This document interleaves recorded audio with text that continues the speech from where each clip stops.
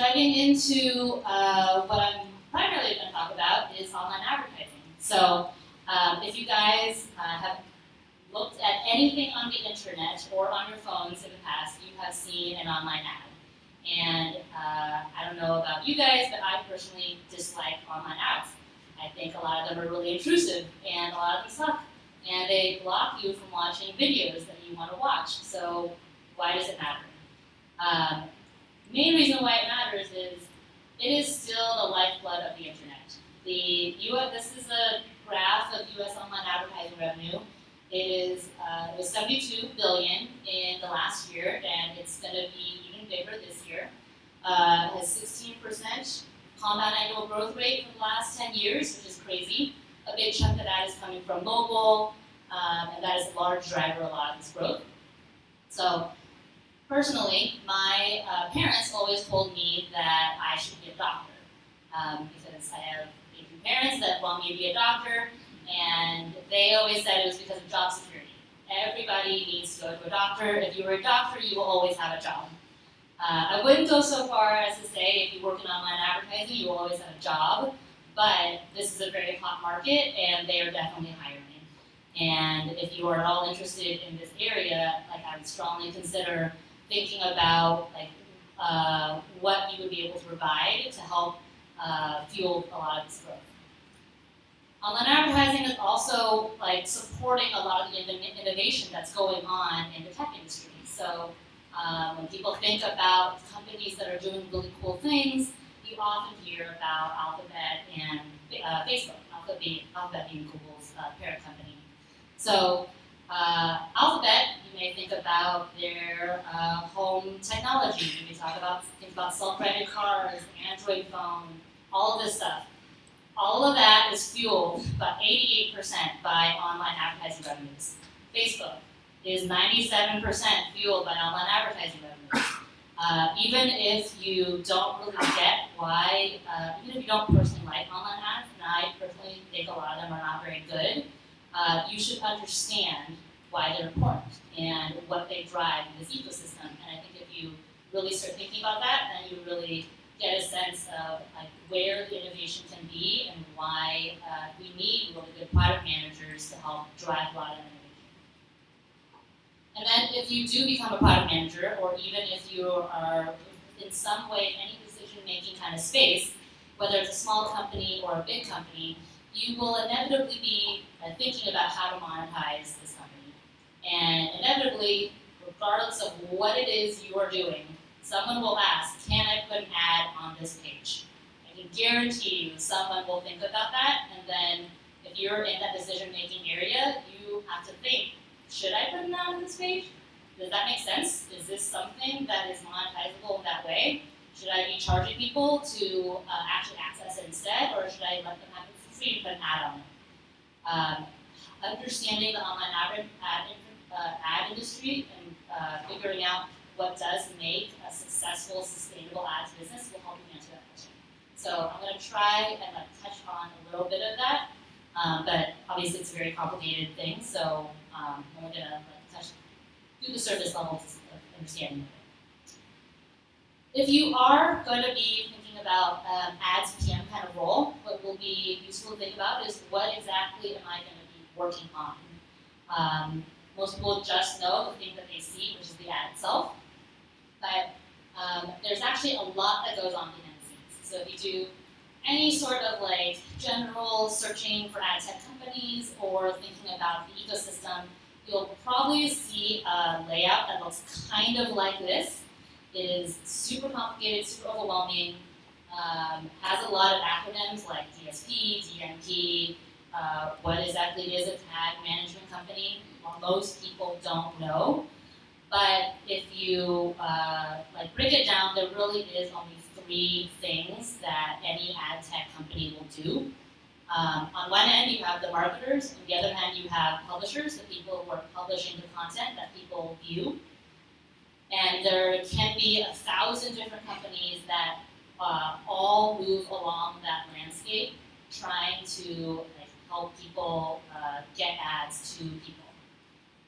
But the 3 main things that you can think about ad tech companies do is, one is tools that help advertisers manage demand for inventory. 2 is tools that publishers use to manage the supply of ad space. So it's supply and demand, basic economics, where the supply in this case is the supply of ad slots. It's like pages. It's people that are coming to view those pages. That's the supply. The demand is advertisers that want to buy those ad slots and put their own ads in it. And then the third thing is market makers. So these are tools that are trying to connect the publishers, which are the supply, with the advertisers, which are the demand. There can be a lot of different people that play all along these 3 areas, but these are the 3 main things that they do. So if you're like researching an ad tech company or trying to figure out through all the jargon of their website what it is they do, think about whether or not they're trying to help publishers, trying to help advertisers, or trying to match them up with each other. A lot of companies will be vertically integrated and do a little bit of each, which makes it a little bit more confusing, but it's still a little bit at least of like 3 main value propositions. And then within those companies, whether you're on the advertiser, publisher, market maker side, there are different types of product roles. So 2 very generalized buckets of what that might be is the people who are building the ad tech, which is basically everything leading up to actually people seeing the ad, or people who are working on ad formats. So if you are the type of person that really cares about the nuts and bolts of really complicated systems and are really interested in understanding these nuts and bolts and how they fit together, how they can fit together better, then you may like building ad tech. This is ad serving, targeting, analytics, reporting. There's a lot of stuff going on in this space. If you instead are interested in a lot of the user experience side of product management, where you want to make a really delightful ad experience, think about different ways in which you can help marketers reach people or make an ad experience a lot better so that all those people in the room here don't actually hate ads, then you may be interested in ad formats. There's also a lot of really interesting stuff that's going on here. And as you're like looking or reading about like hot tech companies, a lot of the stuff that they're doing is innovating in ad formats and helping people get sponsored stuff in a much more pleasing kind of way. Now, equations, very simple equations, I promise. If you're going to do anything in online advertising, there is a very simple equation that basically governs a lot of how people talk to each other, and that is basically ECPM. ECPM stands for effective cost per meal meaning 1,000 impressions. So the cost for every 1,000 impressions or views of the ad. Advertisers can buy ad space in more or less 2 ways. Either on a CPM basis, cost like basically how many impressions they want to buy, or cost per click. So if you're thinking about, if you've ever created an account on Google to buy some keyword advertising, that's cost per click advertising. A lot of people will do a little bit of both. So if you are thinking about cost per click, the reason that ECPM is very useful here is it actually is a common language across 2 different bidding models or pricing models, either per impression or per click. ECPM is basically the cost per click, just the CPC, which is the price you would pay per click, multiplied by the clicks you would get per impression, so the click-through rate per every 1,000 impressions. So essentially, there's 2 main components to the price of any ads exchange. It's either the cost per click or the cost per impression and the click-through rate or the interaction rate that it can drive. Different people in this ecosystem care about this number for different reasons. So publishers, what they want to do, so publishers being NewYorkTimes.com, LinkedIn, anything where people are going to go to that site to get some sort of value. Publishers care about getting a very high CPM at scale. So eCPM is basically the price tag for something. If you think about publishers as a storefront operating a business, they want to be able to sell their goods at a very high price. It theoretically should signal high value. But that said, they also want to make sure that they can do this at scale. So if you're a storefront and you can only sell one thing for $1,000 and you only have one of that thing, you're probably not going to be a very sustainable long-term business. If instead you have 10,000 of those things, or you have a few things priced at $1,000 and a bunch of stuff priced at 100, and even more stuff priced at 50 cents, and you have a lot of recurring inventory to move, then that means that you have a really good business. So that's what publishers care about. That's a lot of what publishers are judged on, is what is the eCPM, what is the value, what is the price tag that they can put on people coming to their site or using their app and opening their app. Oh. Advertisers, on the other hand, they care about maintaining ROI, so return on investment or return on their ad spend. Advertisers are the buyers here. When they're going to a storefront, they want to get the best deal. That doesn't necessarily mean that they always want to buy the cheapest stuff. If you're buying something that costs $1,000, but it actually generates $10,000 worth of value for you, that's a really good ROI. If you are buying something that only really generates $50 worth of value for you, that's okay if you're paying 50 cents for it. So in that sense, advertisers also care about eCPM, but again, just because it's basically a price tag, they want to make sure that they get the lowest eCPM for the highest value. So all of these people in this case are using the same common language, and this common language is broken up into how much people are willing to pay and how much interaction they expect to get on this product when they actually release it into the wild. So with this in mind, there are certain things that every good ads business is going to have. We talked about CPC and we talked about click-through rate. So if you are thinking about building an ads business, if you're thinking about joining an ads business, if you're thinking about researching one, investing in one, whatever it may be, if you're thinking about whether or not you should put an ad on that page, these are the things that you should think about. One is, can you actually get a decent cost per click or cost per 1,000 impressions? The only way that you can really drive that number up is by narrowly targeting the right audience and offering that to people for selling. So for those of you who have ever done a search on Google, which I'm sure all of you have, what I'm showing here is actually the top keywords, search results, the top keywords advertisers bid on at Google. So mesothelioma survival rates has $1,000 cost per click. That is insanely expensive. Typically, CPC numbers are they can be 25 cents, 50 cents, 75 cents. Anything that's $5 would be crazy high. $1,000. That is a lot of money to pay every time someone clicks an ad. Now, that also means that if you guys go in tomorrow and search for mesothelioma survival rates and click on a bunch of ads, you're probably going to be costing some poor marketer a lot of headaches and a lot of money. But don't do that a lot, because that's actually click fraud, so they will shut that down. Mesothelioma survival rates is really expensive because mesothelioma is a respiratory cancer.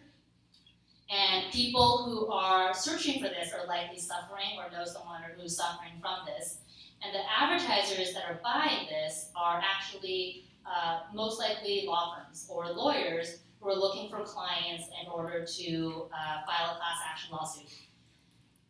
Class action lawsuits probably make a lot of money, which is why they can afford to pay $1,000 per click. How Google can charge these prices is, if you are searching for this, advertisers know they're getting an audience that cares about it in some way. If, on the flip side, if you're bidding on a keyword like flowers, anyone can look for flowers. You may be looking for flowers because you're interested in planting a garden. You may be looking for flowers because you want to buy flowers because it was Mother's Day the other day. That intent is not very clear, and therefore that keyword is not super narrowly targeted. Mesothelioma survival rates is incredibly targeted. So if you are able to provide a very narrowly targeted audience, you're going to be good in terms of cost per click. Now, click-through rates, that's the other side of eCPM. This is actually an ad that I used to manage. It is an ad that you may see if you search for anyone on LinkedIn and look at their profile page. If they used to work for Google, you'll probably see an ad like this. This is a very highly engaging ad. We get a ton of clicks off of this, and it is a big moneymaker for us. And the reason that it does so well is, one, it has my face on it, so I'm gonna look at it because it has my face on it. It uses my profile information, and it tells me really relevant jobs that are related to my current industry. So it's using a lot of really narrowly targeted data. It's also looks nearly indistinguishable from the content around it. Most people who are coming to LinkedIn are looking for jobs. So when you can have your advertising or your ad be nearly indistinguishable from the reason people are coming there to begin with, then you're doing a really good job and you're going to get a really high click-through rate. Both of these obviously rely on, I'll take questions at the end. Okay. Both of these obviously rely on a lot of data. So again, if you're thinking about joining an ad tech company, if you're thinking about whether I can put an ad on that page, whether or not you should become an ads PM and promote an ads business, a big thing here is, do you have the right data? If you have data that's differentiated, then then you can do an ads business. LinkedIn is a wealth of data. We have probably the best professional data about people, and we can use that data to deliver content that's basically indistinguishable from stuff that you would come there organically for. If you're going to, if you're investigating a company or thinking about joining a company that isn't really differentiated in data, then that's going to be much, much harder in order to build a strong ads business, which is why a lot of companies end up buying their data, which is a whole other separate conversation. The other half of this is, another part of this is, again, the ability to scale. So mesothelioma survival rates only has 20 searches a day, or 20 searches a day, which is not very much.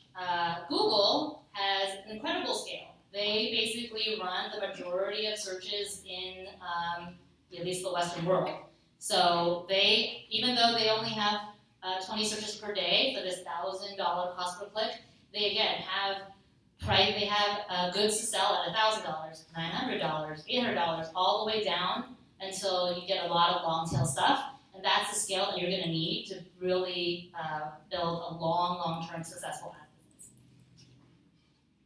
And then, as an ads PM, as any type of product manager, you definitely have to know who your users are. The main difference between someone who works in online advertising versus something that's purely consumer-facing is you end up having a lot of different constituents beyond just the people that you may think about, which are the people who are viewing the ads. Namely, salespeople, advertisers, as well as the end users. So, salespeople. Most ad tech businesses or ads businesses have some sort of sales team.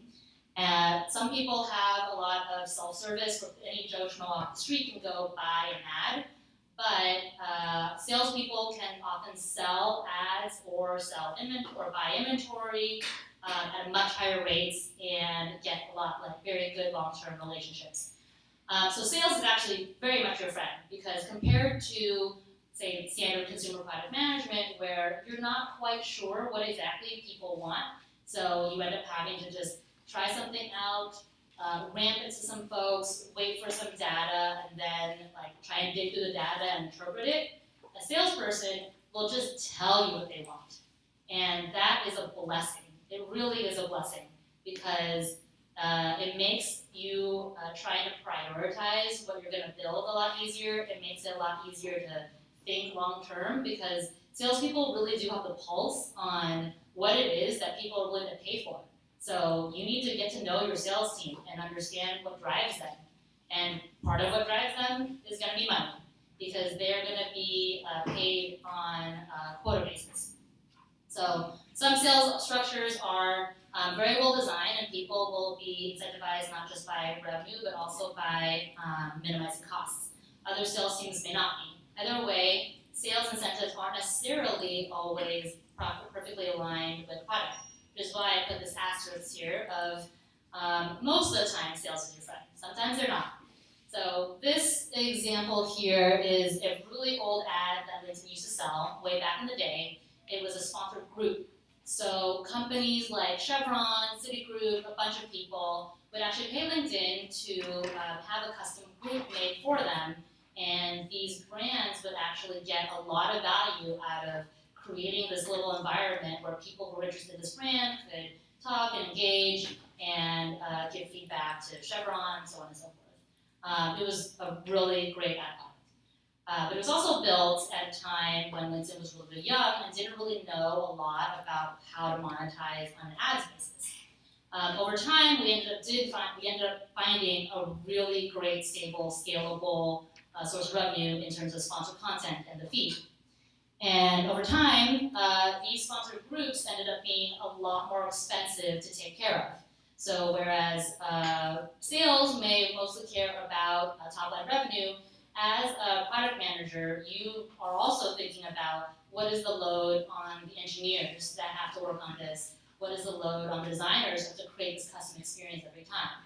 So when I first joined LinkedIn, one of the first things that I had to do was kill sponsored groups.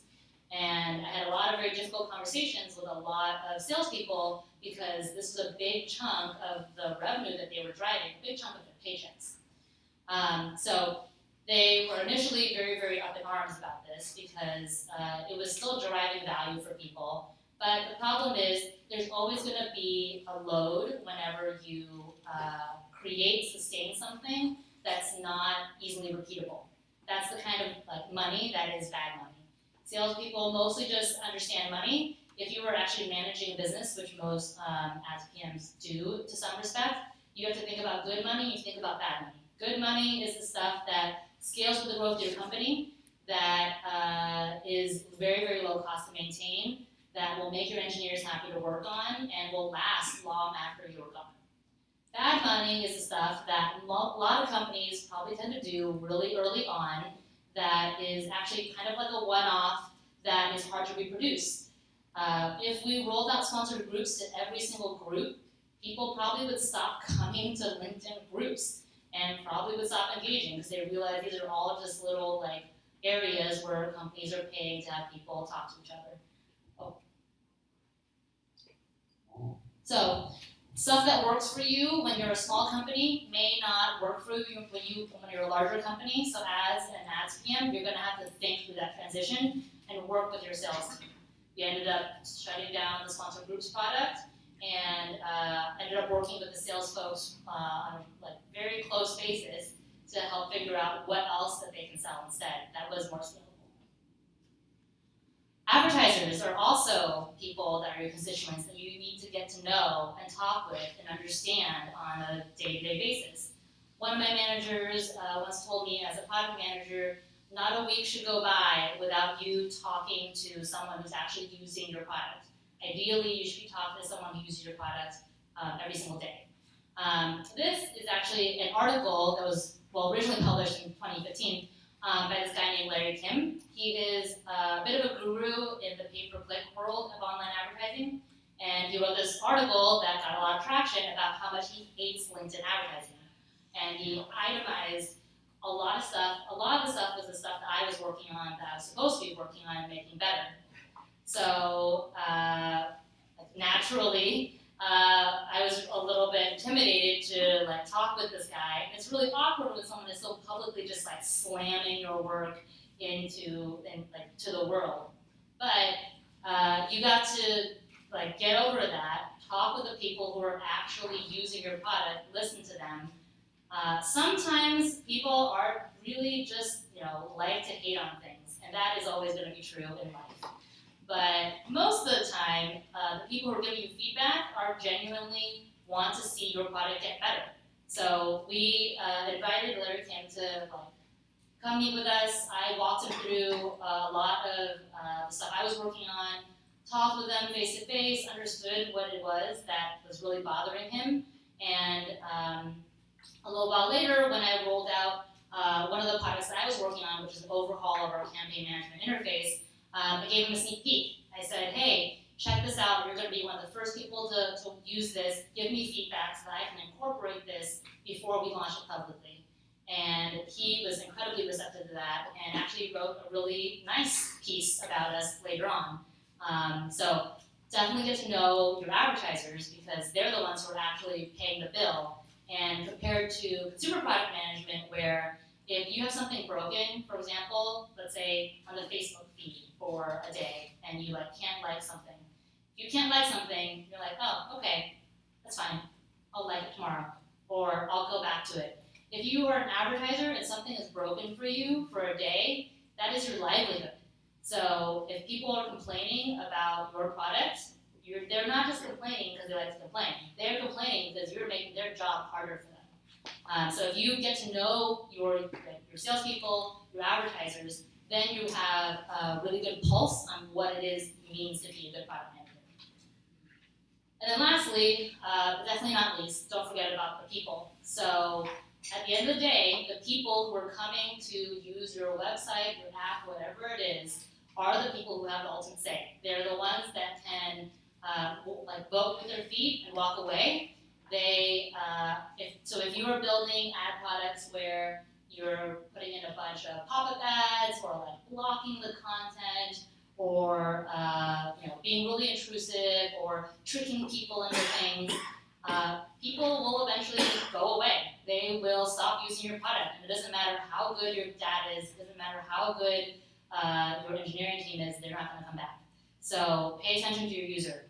Ad blockers are something that have been on the rise and continue to be on the rise.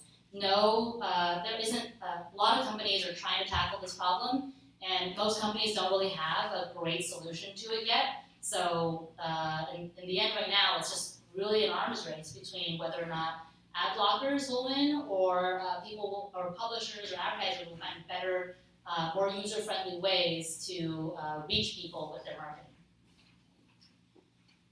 So in summary, I hope what you guys will take away from this is great PMs can come from anywhere. So if you guys are aspiring to be PMs, embrace your backgrounds, think through what all of your experiences are that may help lend you to be a product manager. Even as you're interviewing to be product managers, you need to come up with a story. So really think through it. Online advertising matters because it's a big business and there's a lot of interesting stuff happening in this business. So learn a little bit about it and try to think about it from an ecosystem perspective. The ad tech world is very, very fragmented, but if you really want to just step back and look at the basics, everything is either supply, demand, or market makers, or a combination of those. So if you're thinking about ad tech businesses and doing research on them, just think about it from that lens. If you want to build a strong ads business, the things that you have under your control and levers that you should think about are eCPM, cost per click, click-through rate, how those relate to one another, and more importantly, or not more importantly, but equally importantly, is whether or not you have the data to differentiate and the ability to scale. Scaling is especially important because there is good money and there's bad money. There's the stuff that you may have to do one-off in order to get by and test things very early on.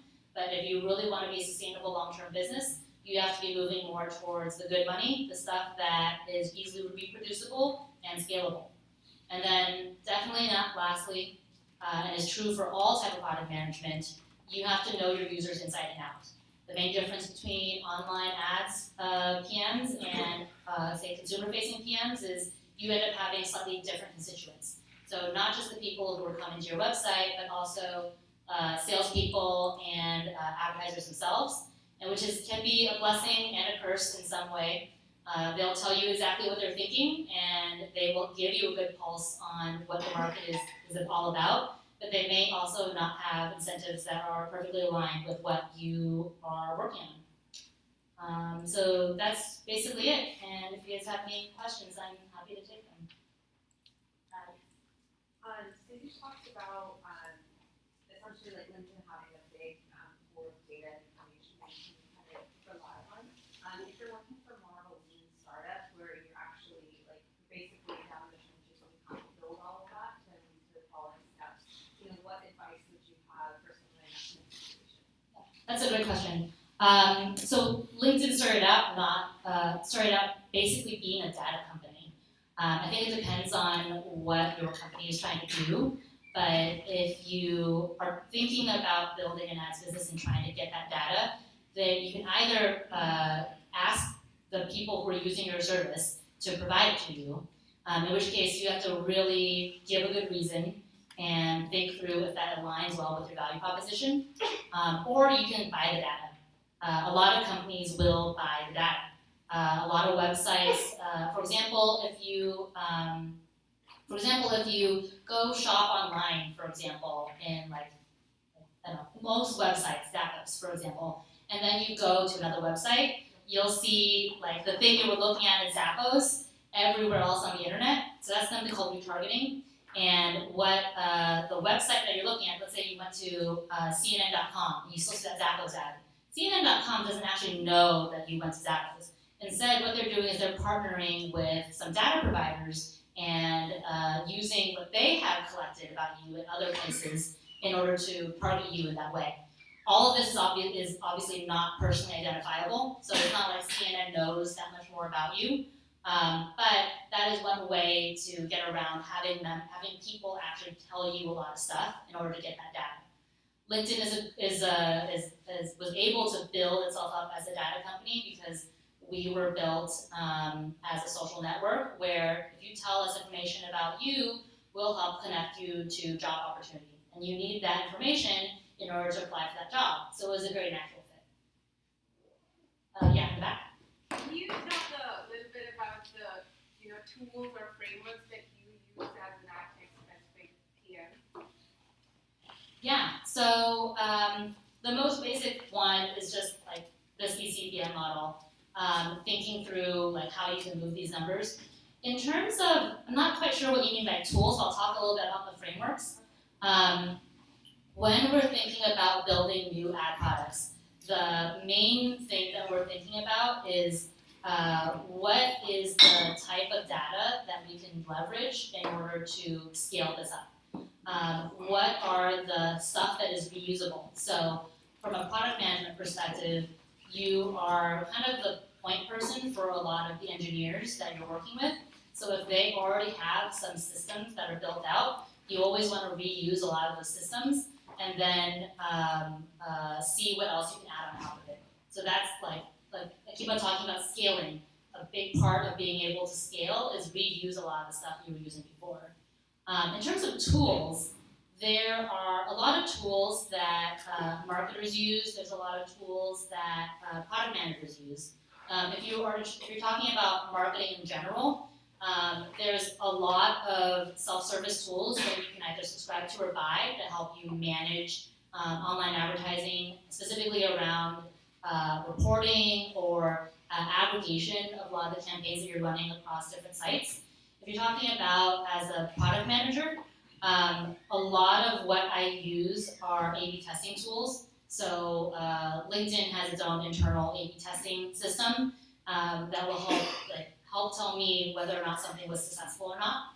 And whenever I run any sort of experiment in, say, like rolling out a new ads feature, what I initially look at is the initial lift. So between treatment A and treatment B, what was the impact that it had, but not just on revenue, but on the diversity of the campaigns, the diversity of advertisers that I had. Because again, like revenue is just one number. You want to make sure that you have a diverse type of revenue, that you have a low amount of the cost of your goods sold, and then that lift stays over time. So with any A/B test, you want to make sure to hold that for probably a week or so to see if there's any burn-in. If it was just people being surprised that there was a new thing to click on, and then they click on that, but then the next day they don't care about it anymore, that's probably not a very good feature to roll out. So in any A/B kind of test, that's the kind of stuff that we look for.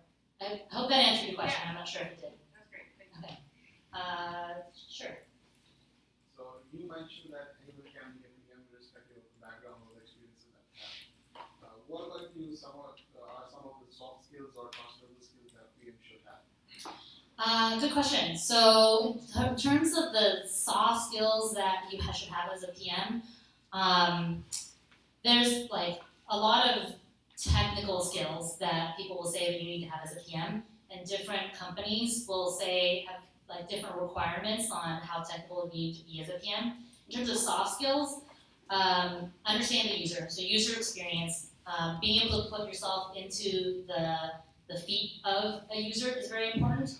I do a lot of interviewing of product managers who want to like work at LinkedIn, and one thing that people who have not been product managers before that they particularly have a challenge with is they assume that they are the user, and you're relying on the experiences as someone who say surfs on a website. But if you put yourself in the shoes of someone that is completely different and is the ultimate user of the product, that's the hard part. So outside of user experience, like the other main soft skill that I'm not even sure I would call it soft is the business side. So a lot of times we'll get feedback like, oh, why did you not build this feature? It's so obvious. This feature is so simple and basic, but why did you build it? A lot of times it's figuring out prioritization and being able to prioritize what's immediately important versus can be delayed for a little bit. That is a very critical skill that a lot of people don't have off the bat, but that definitely can be learned. So if you're thinking about like the soft skills that you need to move into a product role, being able to put yourself in the shoes of the user, understand the user experience, and kind of break that down, as well as understand why you would prioritize one thing versus another, especially if you can think about it as the ultimate business owner. That's the kind of stuff that a good PMs tend to have. Richard? Yeah. So thanks for an amazing presentation. You just mentioned that you take a lot of interviews. So I would like to know that how to prepare for a PM interview, or what kind of questions can you ask in an interview? Yeah. So if you're thinking about interviewing as a PM, first thing you should do, there's a book, it's called like How to Crack a PM Interview. And that really covers a lot of the basics of it. Go through that, go talk to some people who are either in a product role or in a product adjacent role, run through a lot of practice interviews. The stuff that you should for sure have are great examples of products that you think are good, products that you think are bad, how you would improve them, how you would monetize them. Think about examples in real life, think about examples digitally, think about have a lot of those stories very crisply defined and practice those and practice going through those, practice challenging those. Because you're definitely going to get a lot of those. If you have a non-technical background, you should definitely expect some technical questions, basic things about how the internet works. So if you don't know how the internet works, Google it. It is very important to know how the internet works. It is very important to understand general basics about software development. I am a terrible coder. I cannot code for money, basically. No one should pay me to code. But I know very high-level basics about what it means to be a coder. What exactly does it mean to overhaul a backend system? What does a client mean? What is an API? That kind of stuff. Very high level. You should know that type of stuff off the top of your head. Soft skills, I don't want to call it soft skills, but then there's the actual design user experience part. So if someone asks you to design a product that does X, you should be able to jump to the whiteboard and actually design it. Actually show what each of these screens do. Think through who your user is and then what constraints that person may or may not have or what needs that person may or may not have, and then incorporate that into your designs. So, for example, if someone asks you to design an app for the blind or the visually impaired, you need to make sure that you have some audio capability. That accessibility is a top of mind feature. If you're designing something for elderly people, think about what their needs are. People who work in rural environments who may not have very fast data connections. like what exactly does that mean? How can we design something that uses as little data as possible but still gets you where you want to be? If you're designing a mobile app versus a desktop website, mobile apps have a lot of things that you can use that desktop may not have, and vice versa. So thinking through all those things as you're designing these things in an interview, practice a lot of those, and those will all come naturally